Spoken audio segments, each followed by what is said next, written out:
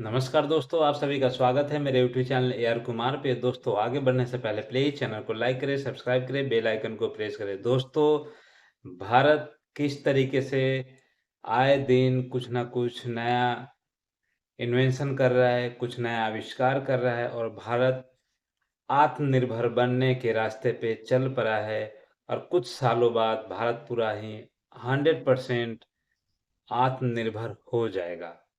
दोस्तों, भारतीय वैज्ञानिक हो, साइंटिस्ट जो हैं, वो किस लगन से, किस मेहनत से काम कर रहे हैं और उनके मेहनत के वजह से ही, उनके लगन के वजह से ही भारत आईटी के क्षेत्र में इतने काम कर रहा है, इतने नए-नए चीज़ों को आविष्कार कर रहा है, इतनी नई-नई चीज़ों का खोज कर रहा है।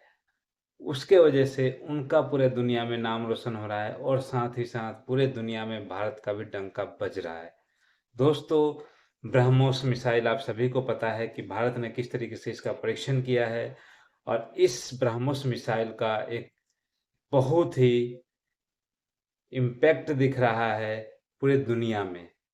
दुनिया के कई देशों ने ब्रह्मोस मिसाइल का डिमांड कर दिया है, लेकिन अभी सभी देशों को नहीं मिल पाया है और मिलने में उनको टाइम लगेगा।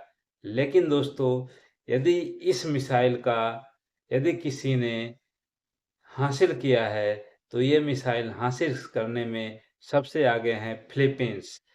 आज फिलीपींस ब्रह्मोस मिसाइल पहुंच चुका है। फिलीपींस ने 2022 में ही ब्रह्मोस मिसाइल के लिए भारत के साथ एग्रीमेंट किया था, लेकिन इतना डिले होने का कारण ये है कि फिलीपींस के अंदर में जो वहाँ मौसम की वजह से कुछ इसका जो मिसाइल का जो स्थान था, वहाँ कुछ जो करना था, वो डिले कर दिए, वो कर नहीं पाए। उसी के कारण ये इतना डिले हुआ है। खैर कोई नहीं, देर आए दुरुस्त है। ब्रह्मोस मिसाइल फिलीपींस पहुंच चुका है और आप सभी को पता है दोस्तों कि फिलीपींस किसके करीब है? चाइना के करीब है। यानी कि अब चाइना को भी ब्रह्मोस मिसाइल से डर लगेगा, क्योंकि सभी को पता है कि ब्रह्मोस मिसाइल जो है पूरी दुनिया में इसकी डिमांड काफ़ी ज़्यादा हो रही है और डिमांड होने के कारण ही ब्रह्मोस मिसाइल और ज़्यादा अपने आप को पूरी दुनिया में नाम कमा रहा है, क्योंकि इसका इम्पैक्ट बहुत ज़्यादा है, काफ़ी इफ़ेक्टिव है। इसी वजह से पूरी दुनिया में इसका डिमांड किया जा रहा है और ब्रह्मोस के लिए सबसे करीब जो कंट्री है चाइना है और ब्रह्मोस फिलीपींस पहुंच चुका है। अब यदि चाइना कुछ भी फालतू कुछ करता है फिलीपींस के साथ, तो ब्रह्मोस मिसाइल का यूज कर सकते हैं, यानी कि चाइना को अब ब्रह्मोस मिसाइल से उसको जवाब मिलेगा। तो दोस्तों, ये भारत की बहुत बड़ी कामयाबी है।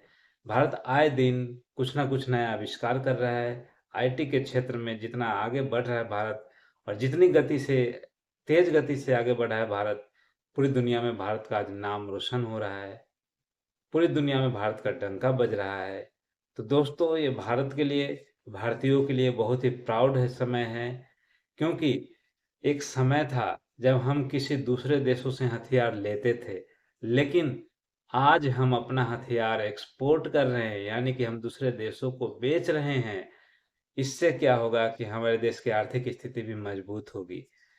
दूसरे देशों से हमारे देश में पैसे आएंगे, हम अपना हथियार बेचेंगे।